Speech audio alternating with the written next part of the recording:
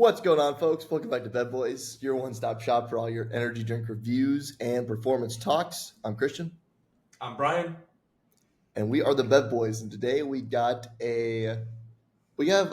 a very special episode with a special guest who it's not this is a non-speaking guest, but it speaks for itself, so to say.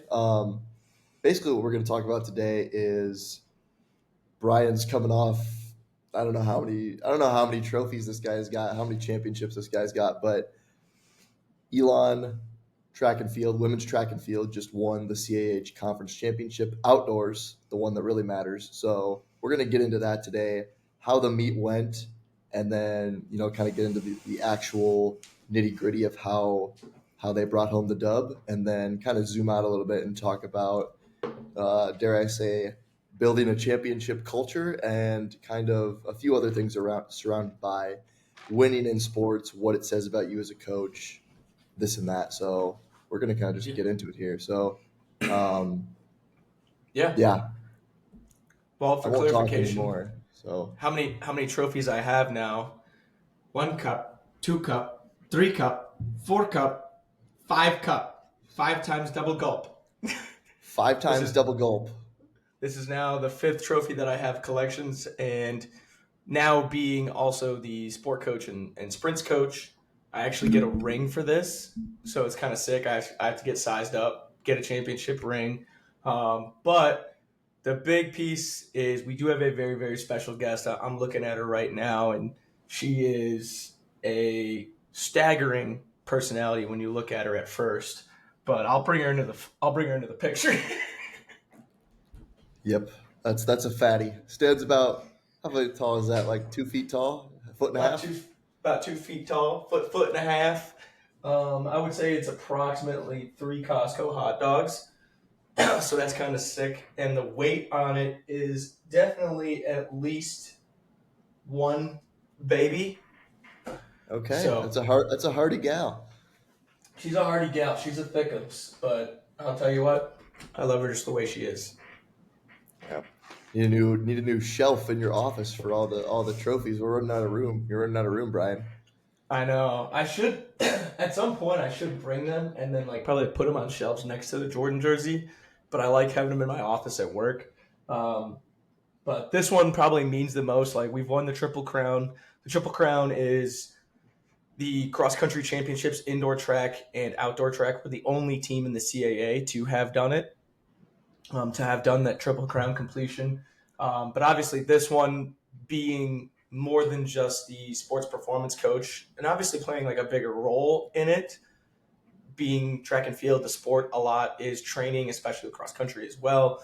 But being the actual sport coach themselves, it definitely means more, like being in there, having to make more, I guess, like tactical decisions during the meet and rework some things that happened due to others foreseen circumstances. Like there's a lot of blood, sweat, and tears that kind of went into this one.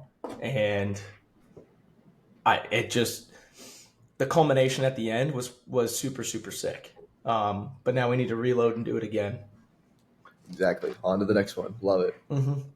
Yeah, I think getting into kind of some of the strategical thinking, because I don't think people realize what goes into trying to put the best people in the best events when it comes to like a big meet, especially like a conference meet or a qualifying meet where you're trying to get marks. Mm-hmm. Obviously, you might have people that are really good at multiple events, but those events are in super close proximity to one another, or maybe that they don't do well with like more than 2 events in like a 2 or 3 day span. What's it like trying to be like strategic, knowing when you're strategizing for, not only do you want to put people in their best events so they can have great individual performances, but also trying to get the most points on the board to capture that team title?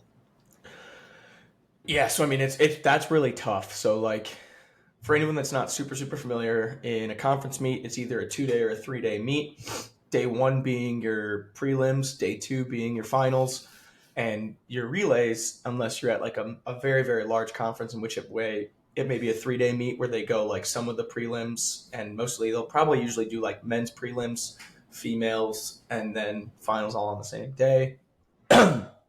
Like the hard part is, like you said, it's managing the athletes and working things out. So, for example, here we had a soft tissue injury about 3.5 weeks ago, rehabilitating one of the athletes into a hamstring injury. Um, Tough to see. Incredible athlete that I've gotten a chance to work with for since my time started at Elon. She's been phenomenal, and unfortunately, this was her senior year. Um, but coming into the meet, we kind of had a toss up where it was like we had a coin flip of is this hamstring going to hold up? Is it not going to hold up? That one did. What we didn't account for on our bingo card was like a compensation pattern at some point to possibly strain the other one. Um, but this was an individual who was on our 4x1, 4x4, 100 and 200 meter in scoring positions. So like having that other kind of blowout occur in a prelim had to make we were making on the fly adjustments in this same thing after prelims of day one, making adjustments from there. So technically, we lost a scoring position in the 200 meter, lost a scoring position in the 100 meter, and the worst part is, I think for her, is that would have been an all-time PR. The girl that she was beating 80 meters into the race ended up running like 11:66. She was ahead of her at the time, so I'm assuming that would have been like an 11:6 low in some capacity, which would have been also the school record and just a really cool culmination for that piece. But then you start to think about, you know, you look back, I think, as a coach, where you're looking at it as like, did I overload this athlete? What happened here? And we had been pretty strategic about like her meet plans going throughout the entire outdoor season of, hey, we need to expose you to a larger weekend once or twice. And then other weekends, we maybe focus on one of the primary events to move up our position in seeding for the conference meet. So this wasn't like just an acute spike in activity. I think we ended up having like an overextension and a freak accident in a practice, rehabbed her back to get to be okay. We were feeling good 2-3 days prior. Unfortunately, the athlete also just started PT school, so had to drive down to Miami and then fly back the night before. So I mean, there's a lot of things that were working against us in that aspect, but it was very much like we kind of have to move forward and see if this works, which sucks, but it is what it is. I think we had a cool moment at the end of it when we've kind of figured out we won. We knew we had won the meet prior to running the 4x4, which is a cool feeling. Now we definitely lied to the 4x4 runners and said like it depends on how you run this. So they ran an insanely fast time. They ran 3:44. I think our slowest split was a 57, but we had 2:55s and a 54 split on there. So that was really cool to see. But you have to really think about like the tactical decisions. Like I think going into the meet matter a ton, preparing people for their events. And I think we've seen it across the board that kind of worked in our way where some other teams really loaded up a lot of their talent and they kind of blew up because they weren't prepared to run, say, a 100 hurdles, a 400 hurdles, and a 400 and a relay, or a 1-2, both relays, etc. And that's where you have to be smart about like, well, there's a lot of points on the board, but what gives us the best purpose of where do we lie on the performance list? What's our best chances? Where do the events stack up on the timing? Are we going to have enough time to rebound? That kind of stuff plays a big role. Where for us, we had prepared as if we had essentially two scenarios. That was my plan going into this, where I had an alternate for both athletes who were coming in a little dinged up, and so we were good on both of the relays. But what I didn't have on my bingo card too was another athlete getting food poisoning after day one, and not being able to run day two.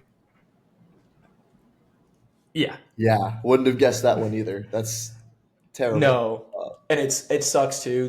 That athlete, I mean, ran an incredible 100-meter season finale, and this one had battled through other tough times of different injuries and other things holding them out. So that was a really tough situation, but finished the season with an 11:88. number 11 on like the total day.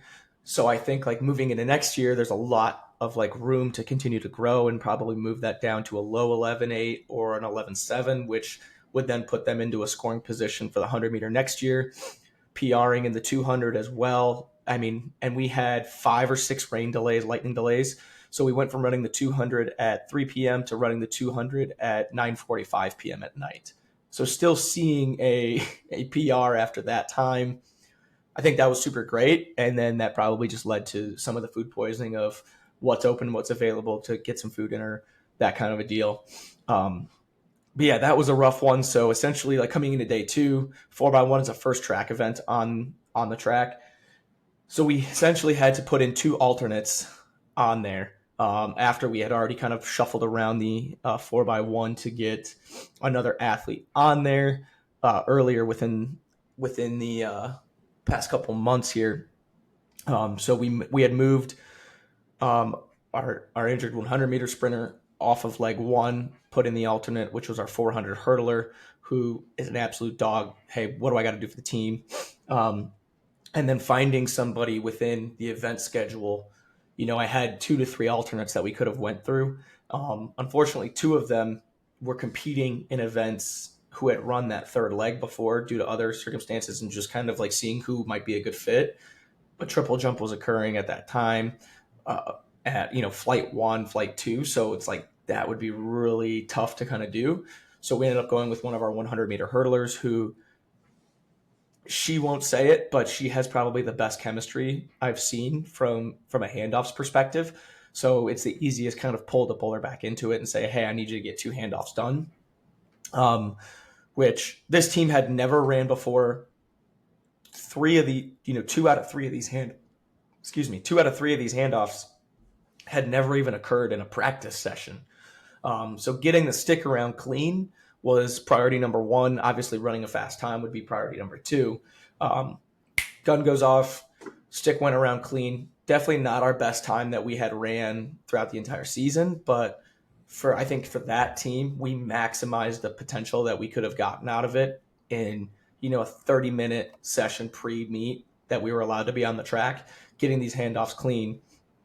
Everybody gamed, and we ended up scoring points away from it. So was it as many points as we'd wanted? No, but did it help contribute to the total that led to a full championship?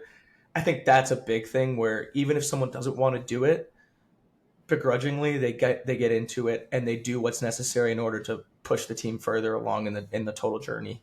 So that was kind of cool. And then strategy for our 4x4, we had lost one of our legs who was probably going to split 55 low in some shape or form or capacity. That could have been near a school record had this athlete been on there. And instead we pulled a half miler, and put her on the squad, and she performed great. And I think that's another thing too that a lot of people tend to forget about is like, that 4x4, it doesn't have to be just sprinters. Your half milers are sprinters too. They just sprint 800 meters instead. And they, our half miler had the fastest split on the relay, 54. She's a legend. Had another half miler run the third leg, incredible, 55 low. And then we had our 400 hurdler, and we brought in another essentially miler to run the second leg and running that cut leg. So it's kind of sick to see like everybody like kind of come in and just jump in on where they needed to. I think when, depending on the conference that you're in, you might only have like a certain set. So like CAA, you get 35 athletes on the roster. So we adjusted our roster based on scoring positions, and we only had so many sprinters who would be able to kind of like put up a good time in that 400 kind of range. And one was down, another was absolutely depleted. So it was like, what's our next move? Making the next move is bringing in that miler who could probably just give us, that'd be essentially a 400 runner coming down to 100 and being like, that's nothing to me. Like, that's a short distance. Yeah. So that was kind of sick to see.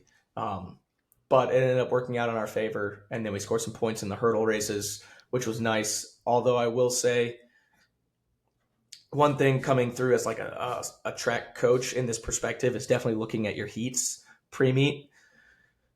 I know some conferences do this. What I absolutely hate is when you go into a conference and it's not consistent across the board of how they're going to bring and seed finals. Say for like our 100-meter race, it was the heat winner plus the next X fastest times. That was pretty consistent across the board all the way up until the 100 hurdles, which actually this is what hurt us. So we had 2 of the 8 fastest times.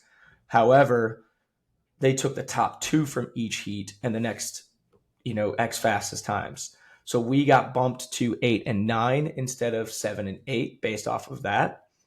And there was actually a slower heat than what we had ran in, and they put that runner ahead of one of ours. So we could have scored more points coming through there, but unfortunately we got a little screwed based off of, and it's tough to, say woe is me as a winner and, kind of champagne problems, but it's like we could have contributed a little bit more to the point total had that been a consistent seeding across the board, which does suck, but it is what it is. We were able to kind of fight through.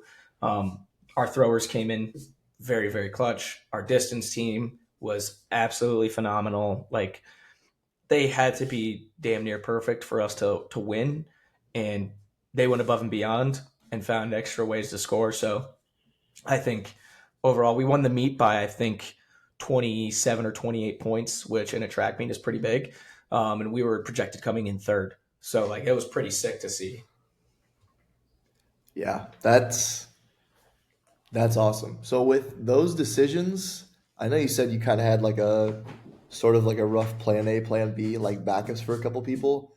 But Mhm. how are you thinking like months in advance? Like obviously like we know like okay, these people are probably going to run these relative events when we get to conference, but like when it comes to those like decisions where it's in the moment and you don't have a lot of time to think and it's going to have like real implications in like the immediate future, what's like going through your head, and are you thinking about that stuff like during the season before that, or is it just kind of like you rely on you've been doing this for so long? I'll tell you the first thing that goes into my head is, oh shit. Like that's the first thing that goes into my head. Like going through that. Number one was like I would like they're essentially like it's in the football stadium. We A&T hosted it, and anyone who's been to A&T, it's a nice track. The stadium, like the stands that you sit in, are about 5 feet above the ground, and then there's another 3.5, 4 foot railing. I ran down, I jumped over the railing, so like landing right on the concrete to go help get this athlete off the track. Calmed her down and everything, and my first thought was, oh shit, how do I rework everything? Thankfully, we had like gone through a lot of things early in the season to where like my thing was I had 2 priorities with the 4x1. The 4x4 is a little bit easier since the passes are a little bit more open, not necessarily like timing chemistry work. But my 4x1, it was I want the 4 fastest athletes on there. I don't care who they are, and I want them to have chemistry. So early on in the season, before we even touched a meet, we had 2 weeks of practice from outdoor to in or from indoor to outdoor, to where I think we went through about 12 different people running different legs in practices on those handoffs to see who would mesh, what kind of speed would look like, does their chemistry mesh up, does the stick essentially, do we have like when we look at it from like a track perspective, it's is if on the stick here, does it come in and make a gradual change, or is it boom boom, right? And it was really trying to see of where how much can we get that to occur. And we had a couple different situations and scenarios where the athlete started off as our first leg that was ended up running our third leg. Um, and we moved her to first leg because the obviously our essentially our starter was a really really good third leg curve runner, but this was my number 2 immediately if other things have to get reshuffled. And we ended up focusing a little bit more on the hurdles. We had a good 4x1 that was kind of going through. The only difference was moving her to third leg, but I had mentioned to her, I mean, this was back in March, that hey, you have a lot of chemistry on this third and you run a good curve. We may end up putting you on here eventually as a curve runner. And I wish it was under different circumstances, but it ended up working out the way it should, and it came through for us.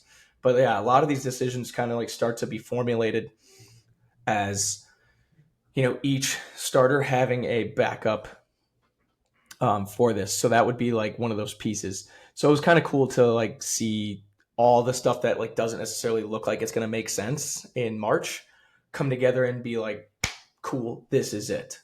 So that was kind of neat. But yeah, all those decisions are started to formulate probably about halfway through indoor as you start to prepare out post indoor conference meet.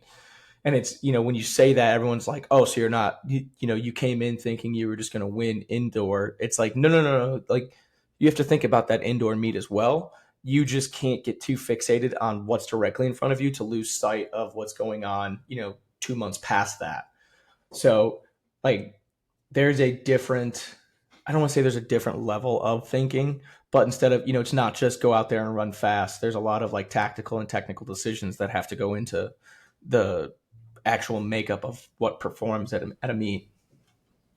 Yeah, no, that's a good point because I feel like when people think of track, they don't think of that. They think of more like, okay, football's like that, basketball's like that, maybe baseball's like that, but track to most people is fairly straightforward. Like, oh, they just get on the Mm-hmm. track and run or jump or throw or whatever. But, you know, you can't have, with the exception of like the multis, not everyone can do, as many events as they want, and you only get a certain amount of people on your roster, and you can only the way the meet is structured is also going to affect that. I know you were talking about you didn't like the days of the week, like it was a midweek meet. You didn't like that. I'm sure that affects it a little bit. It does, and it like that's one of those things too, where it's like you're so used to running on a Friday and Saturday if you're doing like a 2 day meet, to where now you're moving it up to Wednesday, Thursday. You don't have that full week, and that becomes there's like two ways to think about it. Number one, you can let this affect you, like a lot of other people are, or you can be adaptable. And the most adaptable person probably strives through, whether or not you might be the fastest or the best at the event. Because you're more adaptable, you're able to just thrive in the chaos. And I think that played to our advantage, and just being okay of like, I can control what I control. I'm going to go through, I'm going to execute what I need to. Whatever happens after that, like, that's out of my hands. The other aspect is like maybe we don't have a full week of training, right? So that's when you start to look into like, well, now how do we adjust our schedule on more of like a rolling basis, in the 11 to 14 days prior, to where we hit X number of days prior to the meet, we have to do this so that way we can taper and still hit that residual, or we do this. Um, Parts of it worked out in our favor, other parts didn't. And it's just, that's the shit that happens that at a meet that, when shit matters most, you have to be adaptable. And, shout out Christian Hubaker. He's our assistant distance coach. And he's like, that was one thing that he said that just kept sticking in my head. Like it was, I'm playing on repeat, is like being the adaptable person will win this meet. And I think it played true. Yeah, that's that's really cool to hear. Staying on the same topic, but switching gears a little bit. When people talk about like culture in sports, that can mean a lot of different things, and some people are more, I don't want to say more in on it than others, but it's a bigger part of their coaching, whatever you want to call it, their coaching philosophy style. They value it more. They think that that's the biggest lever to pull, more so Mm-hmm. than other things, or a bigger lever to pull. What's kind of your view on that now, and has it changed as you've become the sport coach, and has it changed over time as you've, you know, been around a team that has been winning for the last, few years since you've been there? But do you think that that's a big part of why you guys won, and do you think that your mind has changed on how you look at like culture and like a championship culture, building that? Yeah. I'll start with the change of the mindset. That's 100% true. Like my mind's changed a ton since over this past year. When you look at it from like the S&C side, it's like, culture is really corny. At least that's the way I was, to where it's like, hey, like you need to recruit better. Like you're recruiting the same kind of person. And that's what's hurting your culture. This, Mac drill won't make you better.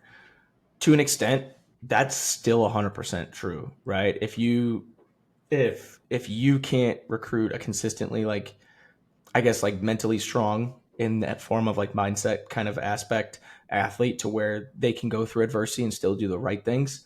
Like I still don't think a hard workout will ever make someone have culture amongst the team, right? What I think does happen is a consistency basis across the board of, do they do the little things correctly, like over and over again? Like even in the sport of track and field, you're with them 8 to 10 hours a week in practice and in weight room sessions. If you're in a position like mine, right? There's still how many X hours, if you're with them 2 hours a day, there's 22 that they're not with you. Are they going to bed on time? Are they getting their classes handled? Are they eating good? Are they hydrating? Whether they're using water or are they taking hydration supplements? Shout out episode 49. But like, is all that stuff being taken care of outside of where you're at? Like, that's where culture comes in. And or are they doing bad mistakes? Are they out partying every weekend? Are they drinking every night? Like, and then that's when it comes from more of like the athlete's perspective of, are your captains holding people accountable to where they're maybe not running and telling on them, but they're going to make them, essentially have that like positive peer pressure of like, that's not what we do here. Like, if you want one of these, like, you need to lock in. Otherwise, you're not going to be part of this team to contribute to it. So I think like that's definitely shifted. Then the aspect too of like, well, you need to recruit, right? Now doing recruiting, there is like a certain level of like, hey, we have our top athletes and these are the ones that we believe can really contribute to the team. But then you start to meet them, and sometimes the meeting that might shake out more than what you think. Is there something that seems off about this individual? Like, do they come off a little self-centered?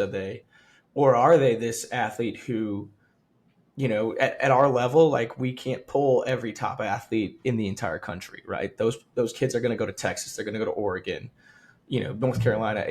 Even if you just look in-state, NC State, Duke, North Carolina, we have Wake Forest, all these like Power Four programs within 30 minutes, right? So you start to like have adjustments based on that, and you can still get very lucky and get these athletes that probably should belong at those levels, but they want to come to you. Why do they want to come to you? Do they want to be part of the numbers? Do they want to be someone who matters a lot? Do they want to contribute to winning? All this other different aspects. Seeing more of that recruiting aspect has definitely opened my eyes of what you do and what you do as like a team, and how like that can make or break you getting an athlete number one. And it's not just the athletes themselves, and leave it up to them, right? What's the environment that you create at practice? you know do the athletes like coming in there? Do we get stuff accomplished? Is it a hard training session but we still have smiles? That's one of those things where it's like, is it kind of corny? Maybe. Does it work? Yeah. Like a happy athlete is willing to do more. It's the same thing as when you think about like in more of like a customer service kind of role here, where it's like, or a sales role, depending on if someone ever leaves the industry. Here's a little golden nugget: a happy customer is willing to spend a little bit more money than an upset one, right? It seems so dumb, but it's true. Same thing with an athlete. A happy athlete's willing to go the extra mile and do something that's a little bit more difficult than someone who's already upset, and then you're asking them to do something they don't want to do. Now they're going to push back, right? How do you foster that environment to make sure that it's like they're okay, like being put into a position where they're going to ask to be do something uncomfortable? And that's when that's when you're upfront, right? I'm never going to do anything to just purposely be detrimental to you. I might ask you to do something that may seem stupid in the moment because there's this broader idea, and having like buy-in from the athletes, genuine relationships with them, those are like the most important things that will support a good culture. Can you go the extra mile, right? If an athlete has a problem, can they call you? You know, I'll be honest, like there's been times where, the night before Thanksgiving, I'm going to jumpstart a car for two of my athletes who didn't go home for Thanksgiving at midnight because they're stuck and I'm the only person they can call. Are you willing to do that? Are you willing to have them over and cook them a meal? for the team as like a team dinner kind of deal, and bring everybody over and spend some money and let them enjoy some time with each other. Can you do things like that foster the environment of I'm all in on this? And don't get me wrong, winning the trophy, that's one of the best feelings in the entire world. But like some of these athletes that maybe not have had previous, success, getting a text message or a conversation with them based off of how magical like they felt this year was awesome. Like there was some athletes we've cut off. There's one athlete I can put up for an example here. We cut off zero point 0.4 seconds of her 100-meter time from the start of the year to the end of the year, from a 12:28 to 11:88. Yeah, that's huge for people that aren't That's aren't in the track and field world. Yeah, if you're not in track and field, cutting off a tenth of a second is massive. To cut off 4/10 is insane to think about. Like that's what we were able to do because this athlete came in and they understood what the environment was, and that they're getting a really good coach. They believed in me. They knew me, but they wanted me. But they also, when they got that, they got the person that was going to challenge them, and challenge them, rose to the occasion, and continuously got better. So like that's some really cool things. And then you have like these freshmen that get tossed into the mix, and they haven't been here for 3 years, 2-3 years, where they know what this is like. The culture, quote unquote, is that they brought them in and said, this is how it is. You're going to be part of this. And then they immediately start to assimilate into this kind of more like championship culture of like, we're going to do what it takes to win, whether or not it may personally benefit me, or maybe it doesn't, or it might be uncomfortable, or it might be a little tougher for me at this time. I'm going to do it because like that overall mission it kind of like lives and breathes in the air. I'll be honest with you. If I asked you, or if you asked me, like, how do I create that? I don't know. I 100% do not know. I would say come to one of our sessions and see how we act.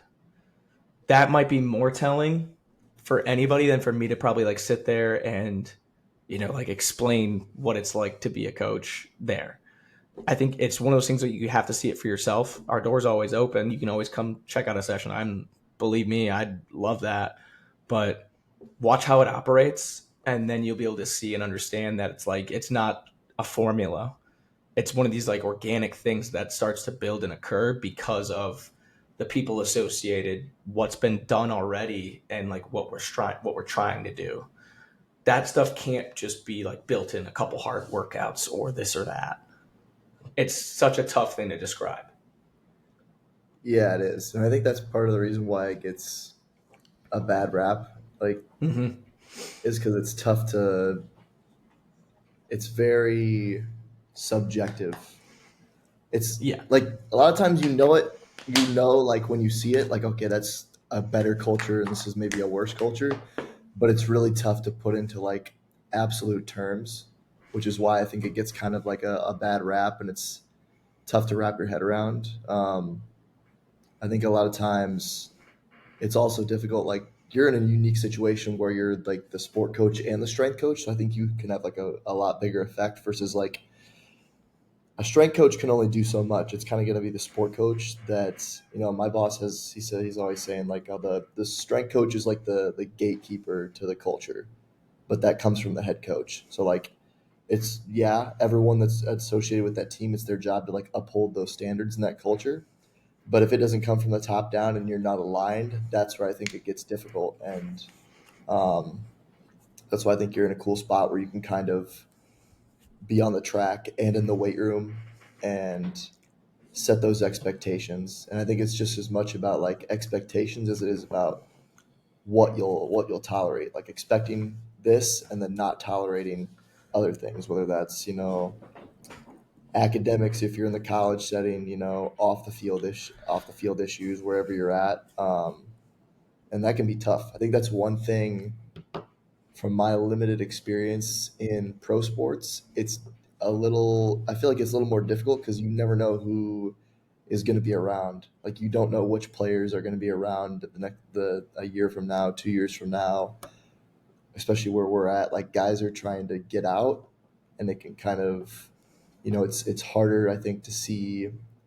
And part of it is just like the kids are younger too. It's harder to see like true leaders who are going to like step up and like try to lead other people when they're all kind of like chomping at the bit to try to go to the next level.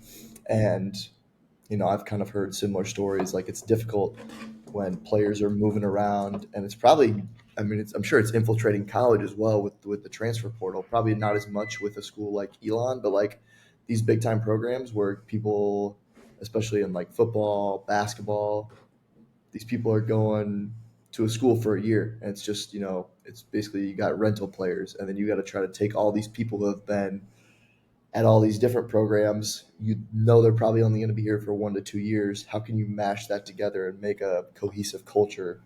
Um, so it's tough to explain, and it's probably even tougher to build. I think it's probably easier to maintain it once you got it, but um, it's interesting to think about. Yeah, I think so. And a big part that you just kind of mentioned is like, what can you expect versus what can you tolerate? You can lay out every expectation in the world, but if you don't uphold those standards, I think that's where a lot of people fail, right? You can have a rule book a mile long, but if you don't enforce those rules or be consistent about them, or you let some people kind of slip by, like that's where it falls apart. Um, and I think this year, I think we did a lot better than we did last year. Kind of being upfront about like this is the expectations, especially like within like the weight room in our AT setting. Before the season started, myself and my two ATs, Ben and Kristen, shout out to the gang. They're phenomenal. They're probably some of the best ATs I've ever worked with in my life, let alone just in my time here. But we got together, and one of the things that we said was like we need to put expectations because we don't want to make this. We don't want to run into the same issues we went last year. Went through a reflection period, put together all this stuff, and then day one of having these athletes in here, we took how much you really get done day one in a weight room, right? A lot of it's How much? introductory. Yeah. So we went to really basics on the lift, and I said, hey, we'll bite the bullet on that, and we'll get a little bit accomplished on moving some of those things, but we're going to take 20 minutes and we're going to go over what our expectations is, how to get a hold of somebody and say like you don't show up, you wear Elon gear, etc., and all this different aspects of this is what your basic requirements are. If you can't do that, you will not be here. And I think that went a long way because as you run into some of those situations, the athlete can't come back and say, well, I never knew about that. No, you did know because not only did we tell you in person, we gave you that information afterwards. So you've always had this information. You can't say, I didn't know. And that gives you, I don't want to say it gives you the ammunition to have an argument, but essentially it's you know full damn well what the standards are. You don't get to try and circumvent it on like the point of ignorance. So it's like that where it's like now that I've told you this is the expectation, you are to uphold those expectations, and if not, then we'll have our conversations about it, um, which I think helped a ton, and it made it way easier as people get tired, fatigued throughout the season based off school or social life, whatever it is. Those things just become ingrained of like that's the way it was at the start of the year. We never let it slip or falter. And it's like, you're going to show up on time. You're going to leave when we essentially end the session, not when you please. You're not going to be on your phone in here. You're not going to be, wearing William and Mary gear. You're not going to be wearing Duke stuff. When you have to go to treatment, you're supposed to go to treatment. You sign up. You make sure that you check in. It's that, and the other. It's all this stuff of like that small little daily habits that like when you take care of that stuff, you're able to just do the work that's required and not worry about having to take care of that stuff. Because it now, same thing as when you drill a movement over and over again, it becomes subconscious to where it just happens versus having to actively think about it happening and making it feel like it takes so much more energy to do so. Yeah, and I think you mentioned biting the bullet with like maybe not getting as much done on the first day, but to me, like it's take a week to get if you need to get that stuff because that's going to pay dividends down the line because it's really tough to go over like expectations if you do it, you know, 2 3 weeks in. Like you got to do that stuff at the beginning to kind of set that expectation, like you said. And I think it can be difficult too because it's like you mentioned people are tired from class. People forget that like coaches also get tired, but enforcing those standards early, I think, like you said, will kind of ingrain what's expected. And then, but you also kind of have to remember like you got to be the bad guy sometimes and tell people what they don't want to hear if you want to have those standards like kept to the level that you want them at. So it's Exactly. it's work. It's work on both ends for the athlete and the coach and everyone that's involved, honestly. It is. It really is. And I think if you just, like I said, I know a lot of coaches are like, we want to hit the ground running, this or that. You got all fall, man. Fall is from essentially for us, we start in like August. We really start like lifts and team stuff like the last week into like first week of September. From there till, December 10th, you got a lot of time. 2 extra sessions of hammering isn't going to make that difference. If you want to like address culture, like taking it off right off the front and doing it then and delaying your start on the other stuff, your X's and O's, that'll probably do more for you in the back end than I think then you'll want to admit. Yeah, I think like I said, like it's work from both ends, but the dividends it pays are Yeah. huge, and that can like have a ripple effect like years down the road if you're with the same program. Which, if that's not enough to like convince you, like the people that Stick are around. you're exactly like you're if the people that you're telling that to for the first time, 2 3 years are going to be the ones that are going to be helping you enforce that to the people that are coming in, like those new classes of freshmen transfers. 100%. Like we have, there's one kid. He's by the time he's done, he'll be a 4-year captain at a 5 years. On the men's side, on our cross country team, we don't have a men's track team, but I don't have to ever raise my voice in a men's cross country lifting session ever, unless I'm trying to like talk over the music to like give somebody some direction. I never have to remind them to make sure the racks are reset, stuff is cleaned up, their data's entered in Team Builder. He's an extension of me now as that captain, holding them accountable and doing that stuff to where that conversation doesn't even have to come through me anymore because it's just an expectation that the team does it. He's taking it upon himself. Like that stuff is what occurs, and that's what makes it easier. And that's the same thing that you said of like 2 3 years down the road of like those athletes are doing it for you. Like that's point in case right there of it occurring.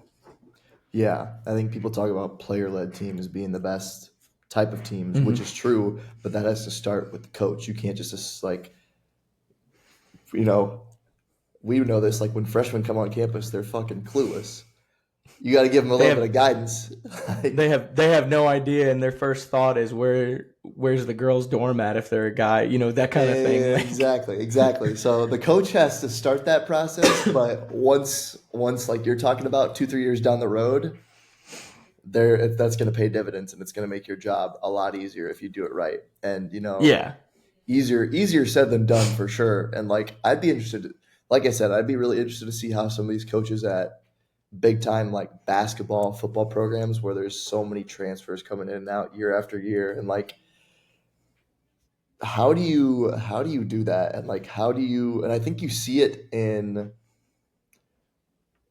at the end of the day, like this is good proof of this. Like you see teams, especially like in basketball, where the transfer portal is just rampant, and like having one or two really good transfers can really like turn a program around. Like basketball is just that kind of sport. But the teams that usually go really deep in March Madness are veteran teams that have people that have been there for multiple years. Like, yeah, they're gonna have some transfers now, but like there's a reason teams that are like loaded with freshmen or just only transfers, they tend to struggle because they don't have that chemistry built up. They don't have 2 3 4 years of the same culture. Like I think of Houston basketball is I feel like the best example. Like obviously like they're getting like people from the portal, but they usually have people that are there for a few years and like they're kind of known for their culture, whether it's their head coach or strength coach Alan Bishop. Like they're kind of known for that and they've had a lot of success. So I think there's real world proof that it's not just, some of it is eyewash probably, but it's not all eyewash if you get get what I'm saying? So Yeah, I'd say so, but I think you make a good point on it, and it's how you. It can be done a thousand different ways, thousand ways to skin a cat. Um, what's going to be most beneficial for your exact situation? Like, are you more like me, or are you more like Alan Bishop? And not to say one is better than the other. I think Houston basketball is doing pretty freaking good too. I don't want to not to say that they're not. Um, it's just different ways to attack it, and I think both can be beneficial. yeah, kind of switching gears just a little bit. Mm-hmm. I feel like track is a like you said, it's the sport of training. When people get into S&C, I think annual plans are a pretty like basic thing that a lot of people are exposed to, and like just the general concept of periodization. Mm-hmm. But there's people, and I've kind of changed my mind back and forth on this multiple times.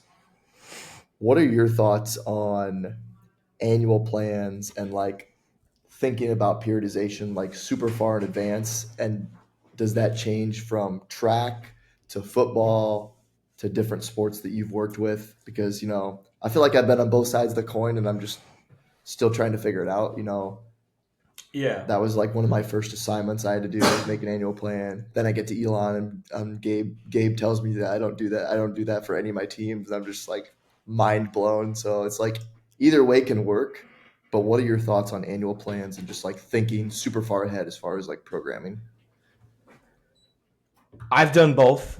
I prefer an annual plan mainly because I'm a type A type of person when it comes to that. Like I want to be able to see where I'm going with how I'm going with everything.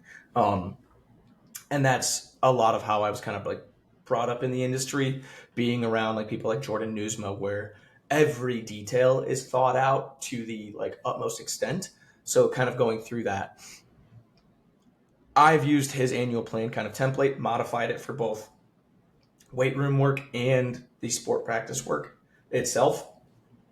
Now, I think what can get people into trouble is like staying so glued to that annual plan to where it's almost like detrimental.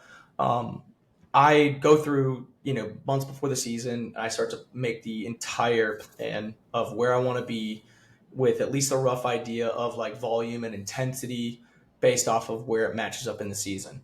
Um, how I fit that in, that's going to be more of that like more agile periodization of like, what does this look like for right now that I need to make sure occurs, um, as long as I align with my volumes and intensities.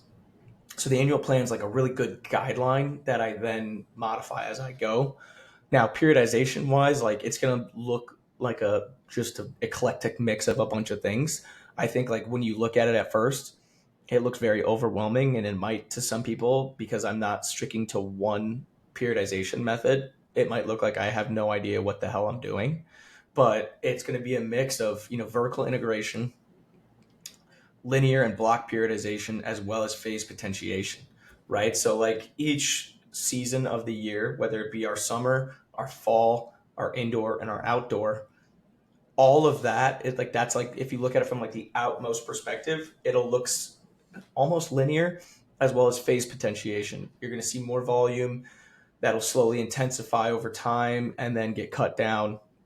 And each phase sets up the next one through accumulation of volume, through intensification and transmutation in that kind of phase of like that end of indoor to outdoor, and then that true like actualization period, coming together in like a full peak. But if you look down on a smaller scale from instead of like the entire macro, towards that like meso and micro cycle, like you'll see some blocks of like, hey, like we're going to really focus on acceleration periods right here, or really focus on like speed endurance towards the end of the season with mixing some acceleration as that short stuff. Whereas like mid season or early season, we might really emphasize the aspect of like max velocity work and really setting the tone. But all those qualities are going to be present. Just I might focus on one or the other more so during a period of time. Each week we'll have aerobic development because the aerobic base and setting up the ability to recover is that's not even circumstantial at this point. It's a necessity. It has to be able to occur. And anyone who says like track doesn't need aerobic development, I would argue up and down. Now, you can say someone will be fit by stacking high quality, anaerobic work. That's fine too. But you need a good foundational like aerobic system in order to expedite that recovery process to rebalance your hydrogen ions and get you back into working the next day. That's not a biased opinion, that scientific fact. Like that's just how that is. Um, I'm also going to go short to long. So as you'll see, like the reps become longer, they die down on the number of reps, and the volume may be more consistent across the board. But that's the way it is. In a given practice weekend in the fall, the big day might be running, 6 to 7 flies, culminating in a 30 plus 30 and hitting that 5 to 6 times for, 5 times 60 meters total sprinting is 300 meters of volume in a max velocity session. That can be pretty high.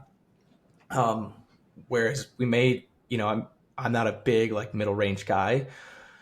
Sometimes you need some lactic work just to know what it feels like. So there might be a 2 week block where we're going to hit some lactic work in that 85% and just induce acidosis on purpose. Am I going to ride that a ton? No, but I have to touch on it just to make sure that it's there, and maybe we can push that threshold.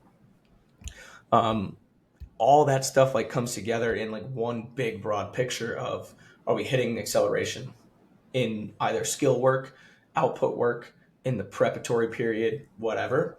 I have 5 days a week to train. And if you look at it in season, you're already going to be hitting speed endurance work in some of these meets. And as a smaller college, like you're going to be going to a little bit more meets than, going to 3 to 4 a year and like working fully through a training cycle in order to culminate there. Would I love it if that was the case? Probably, but it's just not. So you have to think about it in that aspect, where you're also having your prep. Our prep's going to include block starts, so we're getting some acceleration work. Our prep includes max velocity work in order to prime the body to, get ready to do something. Is it the emphasis of the day? Maybe not. Am I still going to touch that residual? Yes. So I think all that has to come into play. And like I said, looking at like the actual annual plan, or like the, bird's eye view of everything, it looks eclectic. It looks completely just scatterbrained of like, this guy doesn't know what he's doing. But when you look at it from my perspective, like I could give you the same program that I'm running. Is it going to be ran the same way or get the same results? Probably not, because I'm the one who wrote it. I had this thought process in mind in order to make sure that I'm hitting all these capacities and these functional outputs. You're going to coach it way differently. You might, not saying you will, but you might go through and say, we're going to do a 5-minute static stretch circle and then we're going to get into the workout. Well, now you're missing out all those qualities. So now you might have to build that into a day. My prep is like 20 minutes long because I'm touching on all this stuff to get ready. So, and then I have a 70-minute like workout with long rest periods. So those things all come into play on that aspect. And when you look at it closer and closer and closer, you'll see that. But I think that's where a lot of people can go wrong. Like, what's your thoughts now that I've rambled for almost 53 minutes in general? No, it's good. Like I said, I've gone back and forth, and I think I've kind of where I'm at now is I like them because, like you said, for me, it just makes me helps make me feel a little bit more organized, especially like like shit can get chaotic. You're busy. I mean, you have 2 jobs. You're probably busier than I am, but like stuff can get busy. If you can take the time to like think out like your general structure of like what you're trying to focus on at certain points of the year, then if you're, don't have a ton of time and you get down to like the actual like nuts and bolts of the program, you're not starting from ground zero. You kind of already had that blueprint that you took your time and thought about it through. Then it's more so just like picking the specific methods and exercises you want to use because you kind of already have that general blueprint. So I like them in that regard. Um, and I think, like you said, like you have that structure, but then being able to be flexible and not as rigid once you get down to those blocks. And I think in a sport,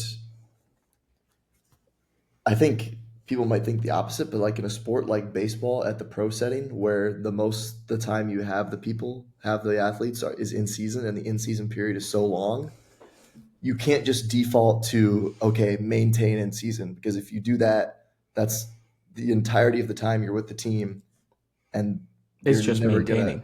exactly you're never gonna and like when we it's my like opinion that like if you shoot for maintaining, you're probably gonna lose. Like Hmm. you're probably gonna fall a little bit short. So especially like here, like if you're just doing that, you're not developing. And depending on what level you're at, like you need to have like a plan in season when the in season period is the majority of the year. And you need to be still focusing on like, okay, can I still push like a strength emphasis for these next 3 weeks or this and that? And it's tough because you obviously you want them to feel good for the game, but when you have a game 5 6 days a week, you just got to kind of accept the fact that you're going to have to train in season. Um, so I like them in that aspect. They just feel like you have like a general plan. Um, Again, not necessary, but for me, like sometimes I don't always trust myself to like know, like to think on the fly like that. So to like plan it out ahead of time and then kind of break it down from there is helpful for me. Like I said, you don't need to like stick to it exactly. I've known people that like to plan it out, like what their main movement's going to be, what their secondary movement's going to be, like down to that, and even like set rep schemes, stuff like that. I think having kind of like a range of stuff for like like these kind of methods or these type of work to rest ratio, if it's like energy system development or percentages or like intensities and weight room wise, like if you're focusing on a certain thing or if you're a VBT type of person, I think that can be helpful. Um, but you don't want it to be to the point where like you're just okay. I'm going to program because I've known people too that like, all right, I'm going to program the next 3 months, and then I just don't have to worry about it. And maybe that's the play if you're like in a situation where you just have you're working with 20 teams. Maybe that's the play. That's the best way to do it. But I think I'm a fan of them overall. Not completely necessary, but I think for me they're helpful. Yeah. It depends on I don't even think like it depends on like the sport. Like I said, like track, you might need one a little bit more. But like I said, like even with baseball, like it's just having a plan in general is probably better than not having a plan. And like we can always say, all right, yeah, we've done this X amount of times. We kind of know the general theme of like preseason, in season, postseason, and we probably Hmm. do. But I think that can only help you be a little bit more organized, and maybe you kind of find some flaws in something that you did overlook. So I think so, and it's just like the idea of like putting it down on paper or on a whiteboard, whatever it is, where you're conceptualizing the idea. Taking a step back, you're able to see those holes, like you had mentioned. Where is this being addressed enough? Am I overemphasizing one thing too much? You can really kind of break that down and start to look at it from a different light, or have somebody else come in and take a peek at it. I think that's a huge thing too that a lot of people don't realize is like have someone else look at it. And even if they don't have the same background or if they don't have like the same emphasis within that sport, getting an idea to like argue, like arguing is a good thing. It is. Like you don't have to obviously get into a screaming match, but when a difference of opinions comes together, you have to defend your ideas. And that'll let you know if you know enough about what you're doing in order to make sure that you're going to execute it fully, or get another idea to where it might shed some light on a blank space that you overlooked previously. I think that's a big piece for like growth and development, to where it removes some of that Dunning Kruger effect, to where it's like, maybe I don't know as much about this. Maybe I should go into it and learn a little bit more. Or that was a good idea. Whether it be opening your eyes to a new thing, or realizing, maybe I do know enough about what I'm doing to make sure that it's going to be executed, or I don't, to where you can then find that growth aspect in yourself, is honestly relatively, not even relatively, it's genuinely important to what you're doing to make sure that you continue to grow. And I think where some people start to isolate themselves and become this, I'm a super genius, I'm not looking back into it. You need that little bit of like healthy imposter syndrome to start to think, where can I get better? Like I'm in like that reflection period right now over this semester and this like past season of where did I kind of go wrong? And that's a tough pill to swallow and start to think about, is like, I didn't do as like say whether it was my group or myself as a coach, like I didn't do as well as I wanted to or as well as I thought I would have. But if it's necessary for growth points to where if you can do that, you can start to get better. Yeah, and I think that's huge, especially like you won a championship and you're still asking yourself that, which Mm-hmm. is great. And I just did this too, actually. Like, I don't know if I mentioned on a previous episode or not. Like, we have kind of like a longer term rehab, and I'm kind of spearheading it myself. And I just sent like kind of my annual plan, if you will, to my boss. And it's like, hey, can you like take a look at this? This is just want some feedback on it. And because to be honest, like I made it and I was like, oh, I've never done this type of like rehab. I think this is kind of what I think it should look like generally, but I didn't really feel super good about it. But I'm like, all right, I'm gonna send it and see what he has to say. And actually got some pretty solid feedback. I think I wasn't off the mark by as much as I thought I was. So even if it isn't like, even if your plan is perfect and someone obviously they need to be honest with you, your plan's probably never perfect, but even if you are kind of on the right track, just having someone that you know is like going to have your best interest telling you, hey, I think this is actually like pretty solid, might think about adding this or thinking about, these certain constraints. At least it's kind of like a heat check of like where you're at. And then you can kind of go from there. So I think asking for feedback is something, reflecting one like you're doing, and then like asking for feedback, which I think is a little bit more rare the older you get and the more you get into your career, because you kind of shift. You're probably, you being like the head of like the internship program, you're used to giving the feedback. It's a little bit tougher to say, okay, well, now I need feedback from someone. Who do you go to?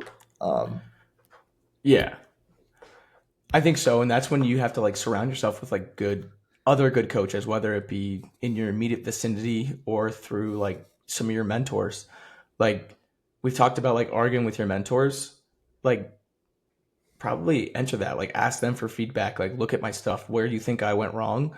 Try to defend where you believe that you went right, give context to the situation, and you can get really constructive feedback, I think, and start to think about that in that aspect. And at some point, hopefully in everyone's career, you become the mentor instead of the mentee.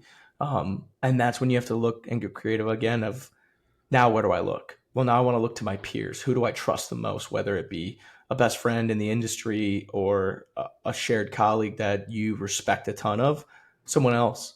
Start to look for that and find new ways to essentially get that growth aspect as a coach, even if it's not where you might look.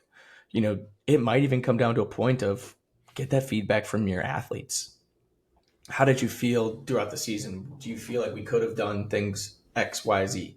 And obviously that's like a loaded question, because an athlete who didn't do well is probably going to give you harsher feedback than someone who did.